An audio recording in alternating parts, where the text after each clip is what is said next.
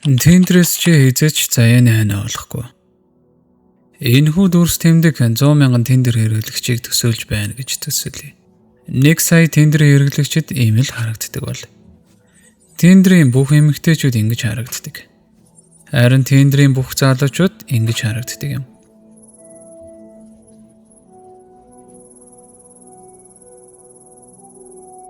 Тэгээд тэнд чи байна. Тэд яаж ингэж чаддаг байна гэж чи өөрөөсөө асуудаг. Тэр олон хосууд Instagram зургууд хайрын төвхүүдийг хараад чиний толгой эргэж бас бухимдал төрдөг. Тэд зүгээр л азтай байж. Энэ бол ловрын тоглоом. Тэд зүгээр л сайхан гентэд төрчгөж. Тэд үнэндээ жаргалтай биш байгаа. Надад ямар ч байсан харилцаа хэрэггүй зүгээр л цаг алга. Би бол зожиг хүн хайр дурлалд азгүй юм байна. Гэрлэх гэдэг бол бүтшгүй хоолын мөрөөдөл шиг санагдаж байна. Ингээд чи хамгийн сүүлчийн арга барахта тендерийг татаж авдаг. Учир нь зүгээр сууснаас л дээр гэж чи өөртөө хэлнэ. Магадгүй энэ нь хөвгчлөлтөө байх, магадгүй чи эцэст нь ямар нэгэн зүйл мэдрэх байх. Магадгүй чи хайраа олох ч юм билүү. Зарим нь гоёмсог зураг чамин үгсээр хайрыг хүчээр олно гэж найддаг. Бусд нь дотоод хоосон орон зайгаа нөхөж өөртөө итгэлтэй хүчрэх болно гэж найдана. Харин үлдсэн хэсэг нь ганцаардал эргэлзээ, сэтгэл утрлын ангал руу онож өмнө нь мэдэж байсан тэрхүү оч мэдрэмжийг дахин зөвхөрөнгөө барж хүснэ. Чи хурдан шийдлийг хайж хайрыг олох аппуудыг ширтэнэ. Учир нь гүн гүнзгий газартаа чи чимээгүй цөхрөл донд амьдарч байгаа юм. Гэвч үнэндээ чи үнэхээр хүсэж байгаа зүйл бол хамтдаа инээлдэхийн нэгэн. Тэрхүү дурсамжуудаа хуваалцах хүн юм. Чадвал хитрхи оройтхоос өмнө шүүх. Гэвч сарж илүүд өнгөрөх тусам чи нэгэн гашуун үннийг ухаарна. Тэр охинтой танилцах, дэлхийг тойрон аялах, виртуал бодит байдлаас зогтох өөрийн гэсэн гэр бүлтэй болох тухай чиний мөрөөдөл хэвээрэл үлдэнэ. Зүгээр л мөрөөдөл. Үүнээс илүүчгүй дутуучгүй. Tinder application хүний нийгэмд сэтгэл зүйн болон технологийн хамгийн том өөрчлөлийг авчирч байна. Харин чи үүний яалагдсан талд нь байна. Гэвч хэрв би чамайг буруу бодож байна гэвэл яах вэ? Хэрв чи сэтгэл хөдлөлөө бусдад ашиглаж буцааж мөнгөөр хөдөлж авах шаардлагагүй байвал яах вэ? Тендерийг ашиглах хэрэггүй бол яах вэ? Гол гогцооноос атгах гэж үргэлж зурвас илгээх шаардлагагүй бол яах вэ? Тэр охинтой хамт дэлхийг тойроо аялах эсвэл аз жаргалтай гэр бүлтэй болох мөрөөдлөө орхих шаардлагагүй бол яах вэ? Энэхүү бичлэгийн төгсгөл би чамд харуулдгүй зоосны нөгөө талыг ойлгох болно. Гэхдээ би чамд анхааруул энэ зам бол амаргүй.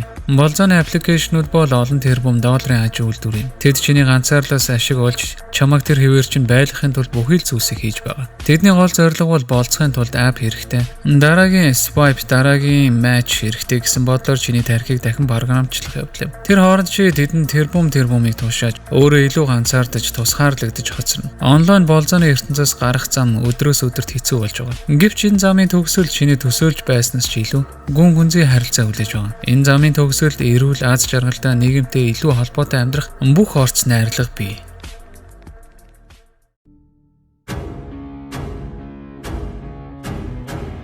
Аравнаас 24 насныхны 52%, 30-аас 44 насны 13 сая хүн Tinder-ыг ашиглаж байна. Үүний зэрэгцээ Америк болон бусад олон оронд ганц бие насанд хүрэгчдийн тоо урд өмнө байгаагүй өндөр түвшинд хүрч 4 хүн тотмын нэг нь насанд хүрчтэй ганц бие үлдэн гэсэн тооцоо гарчээ. Яагаад вэ гэж юу? Үүнийг хэрэгтэй хэвлэл мэдээлэл нийгэмд танд ганц бие байх нь хүчрэхийг бусдаас тусгаарлагдал байх нь эрүүл хүүхэд төрөхгүй байх нь уур амьсгалын өөрчлөлтийг зогсоож байна. Tinder application болон бусад болзооны application танд тусалж байна. Болзооны соёлыг илүү сайн болгож өөрчилж байна. Tinder app таныг хүчрхэгжүүлж байна гэж хэлэх дуртай байдаг. Асуулт нь чи энэ санаануудад хуурцчихсан уу?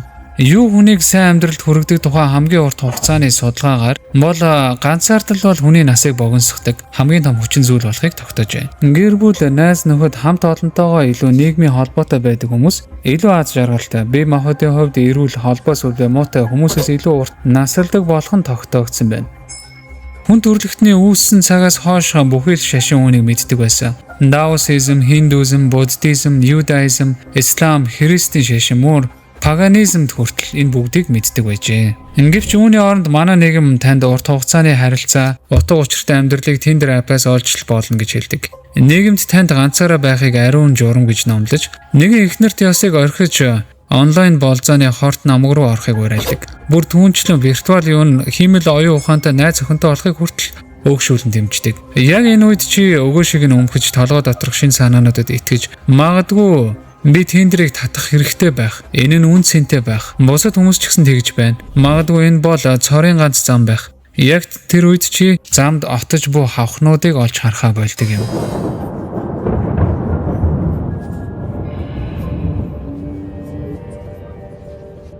Tinder application дээр 3 хавх байдаг бөгөөд хэрв чи Tinder-ыг татаж авбал эдгээр хавхны нэг хэсэг эсвэл хэд хэдэн гарцааг унах болно. Анхны хавх хуурамч өөртөө туслах буюу хувийн хөгжлийн зам. Би энд жинхэнэ өөртөө туслах болон Jordan Peterson, Joe Rogan, David Goggins зэрэг хүмүүсийн тухай яриаггүй. Би болзооны гүрүүнүүд, date coach, болзооны форумуд болон бусан хурдан шийдлүүдийн ертөнцийг ярьж байна. Чи судалгаа хийж болзооны гүрүүнүүдийг үзэж өөртөө туслах зөвлөгөөний туулаа нөхрөө ундаг. Өөртөө туслах буюу хувийн хөгжлийн нийтлэл унших, видео үзэх бүр чиний тарих тодорхой хэмжээний допамин аз жаргалын даавар ялгарч байдаг. Чи Tinder-ийн охидтой мессежээр тоглоом тоглож тэр болгонд илүү их допаминыг авах гэж уралддаг. Онлайн болзооны ертөнцид чамд асар том хуурамч төсөөллийг бий болгож чадна. Ахиц дэвшлиг, хуурмаг байдал. Тэр видеог үзсний дараа чи ямарваа нэгэн зүйлийг бүтээч гэсэн мэт санагдана. Тэр харилцааг эсвэл тэр матч авсны дараа чи амжилтанд хүрсэн мэт мэдрэмж төрнө. Өөрийн романтик мөрөөдөл рүүгээ ойртож байгаа мэт санагдана. Чи таарлцсан хүмүүстэй урамшиж дараагийн видеог үзэж дараагийн нийтлэлийг уншина. Гэвч хэсэг зуур зогсоод эргцүүлэн бодох үедээ чи зүгээр л ахиц дэвшлиг мэдрэх тэрхүү мэдрэмжинд донтчихсноо ухаардаг юм. Энэ бол Tinder-ийн application нь бодит амьдралын адлын явдлыг орлож буй хуурамч баг юм. Бодит амьдрал дээр чи бодит ертөнцийн татгалзалтаа нүүр тулж байж л өөрийгөө хинбэ гэдгийг үнэхээр сурдаг. Чи гүн гүнзгий харилцааг олгож зайлшгүй шаардлагатай сөрөг нөлөөднүүдээс хэд хамгаалагдсан мэт болчихдаг. Үүний оронд чи огтыг унтаж хэвтгэхийн тулд яаж төөрөгдүүлэх вэ гэсэн болзооны гүрүүнүүд болон date coach-ийн залим ихийг хайж бодит байдлаас татгалзахаас үргэлж зайлсхийдэг юм. Ингэж явсаар чи өөрийгөө анхны зорилгоос улам бүр холдуул. Учир нь харилцааны түүхийн тал хувийг нь авч хаяад яаж утга учиртай харилцааг олж чадах вүлээ?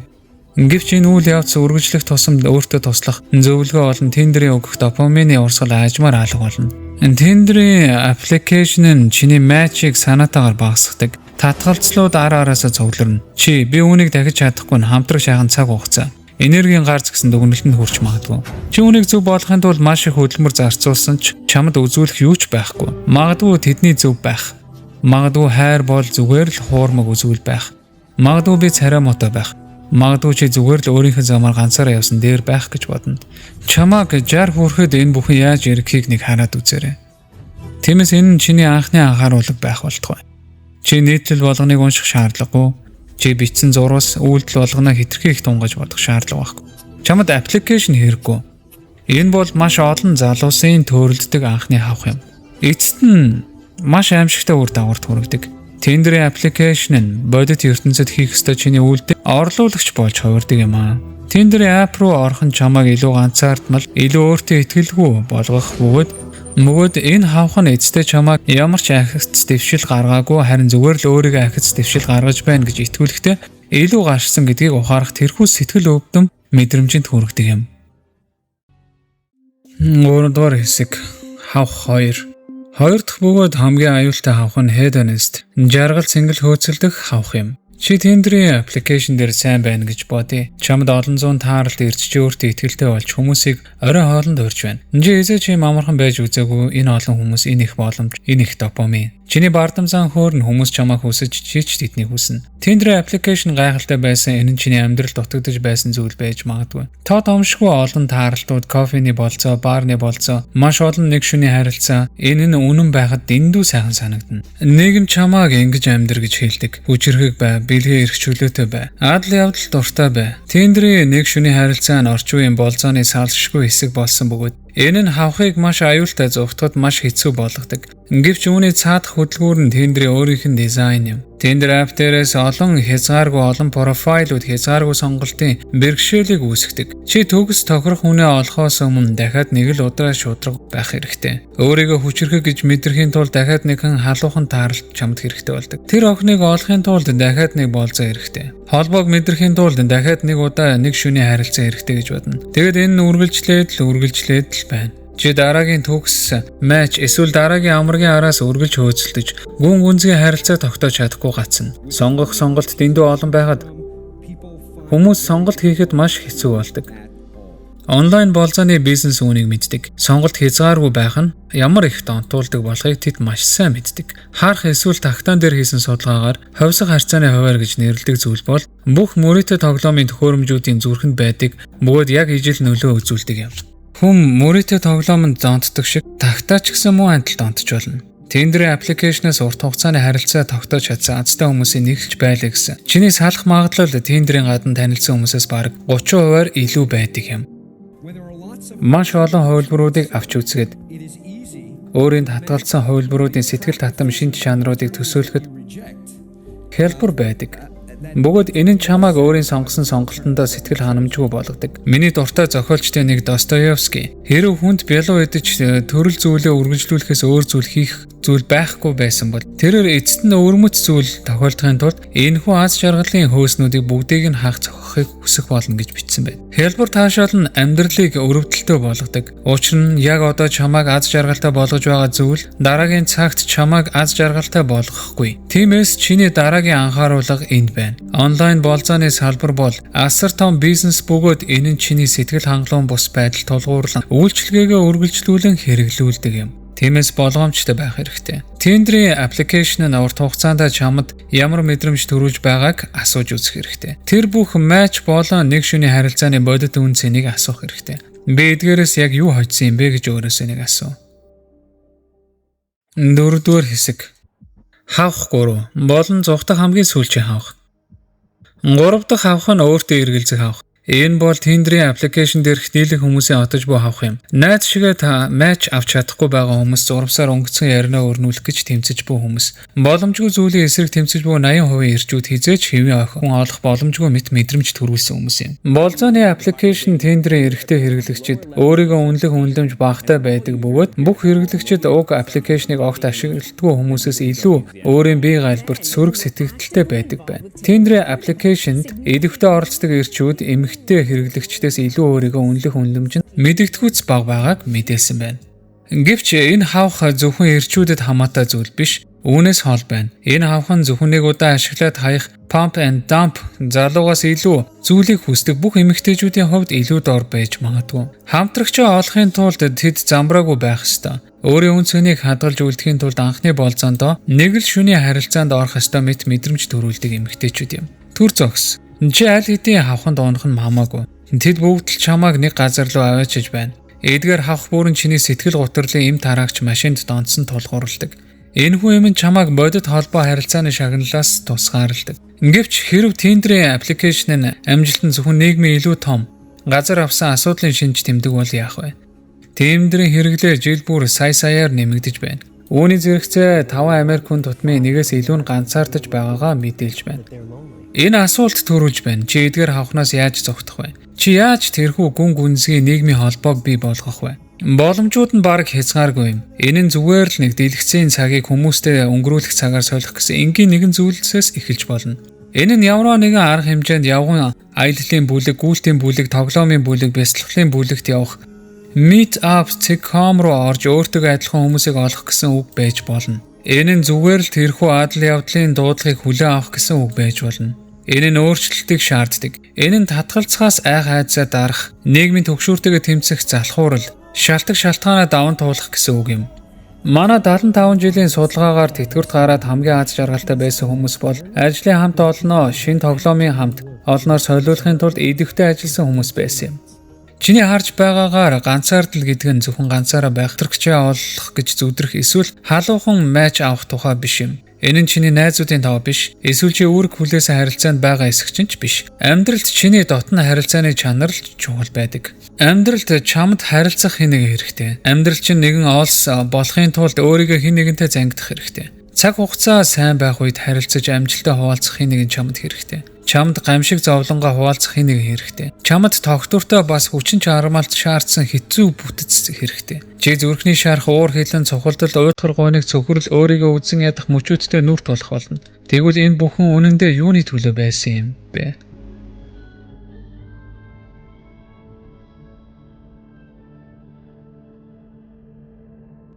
Тавдугаар хэсэг чиний амьдрал. Эхнээсээ л энэ нь хизээч тэндрийн тухай байгаагүй. Виртуал бодит байдлаас зогтох, тэр охинтой уулзах, дэлхийг тойрон аялах, гэр бүлтэй болох, эдгээр нь чиний хайж байсан бодит амьдралын туршлага байсан юм. Энэ бол амьдралынхаа ард эргэж хараад би яагаад амьдралаа бүрэн дүүрэн амьдарч чадсангүй вэ? Би амьдралаа дэмий үрсэн гэж үү? Би яаж ингэж ганцаардаж сэтгэл гутралд орчих вэ? Би хизээ нэгэн цагт хүүхдүүдийнхээ инээмсэглэхийг харах болов уу? Ингэж хизээч бодохгүй байх мэдрэмж авах чадвар байсан юм. Энэхүү бичлэгийн хамгийн чухал сургамж хизээч тэндрийн тухай байгаагүй. Энэ нь чиний хизээч харамсахгүй ганц зүйл. Чиний амьдралын хамгийн үн цэнтэй зүйл болох харилцааны тухай байсан юм. Тиндрийн аппликейшн чиний амьдрал хизээ нэгэн цагт тусаж байсан уу? Чиний амьдрал олон жилийн турш зурвас бичих, хуулах, товчлох, уулзах, маргааш нь сэрээд яг ижил циклийг давтах дээр тогтож байна уу? Хэрв энэхүү хэм маягаас бол чи хичнээн туршлага өсөж, хөгжих хичнээн боломжийг алдаж байна. Эсвэл магадгүй чи тэрхүү бодит байдал зүгээр байгаа байх. Хэрв тийм бол санаа зовох зүйл байхгүй. Энэ бичлэгнээс чиний авсан хамгийн том зүйл бол өчигдүүдийн зугаа цэнгэл магадгүй өөрчлөгдсөн хэтийн төлөв байх. Гэвч нөгөө талыг ойлгодог хүмүүс чинь энэ байна. Хямд төсөр шийдлүүдийн төлбөрийг ойлгодог. Хийгээгүй зүйлийнхээ төлөө хязгаарч санаа зовхгүй байгаа үнцнийг ойлгодог хүмүүс. Хэрв чи 20 эсвэл 30 нас руугаа орж байгаа бол чамд үүнд ганцхан л боломж бий. Хүчтэй харилцааг олгон чиний амьдралыг утга учиртай тэмцэл нь байх болтугай. Энэ замын төгсгөл чи аз жаргалтай байх уу, энэ асуултанд зөвхөн чи л хариулж чадна. Гэвч хэрв чиний тэмцэл утга учиртай бол магадгүй үүнийг дагах нь үн цэнтэй.